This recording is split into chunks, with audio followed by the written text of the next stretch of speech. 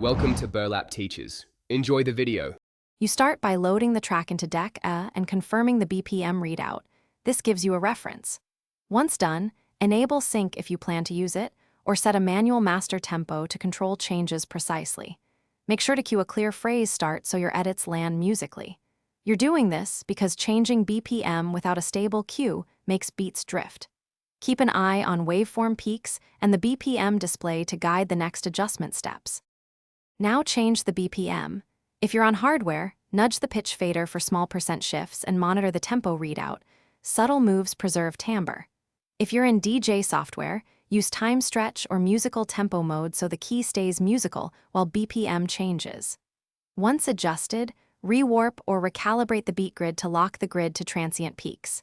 Make sure to check phase alignment by looping a bar and listening. This prevents clicks and phase cancellation when mixing. Finish by bringing the modified track into the mix and use EQ plus level automation to smooth the transition. This hides minor tempo shifts. Once done, use jog wheel nudges or small tempo nudges to lock phase during the first 8 bars. If you hear wobble, artifacts, or drifting, stop and rewarp the grid or reset the master tempo and reapply a controlled change. This resolves timing errors. Make sure to preview full phrases before committing to avoid surprises live.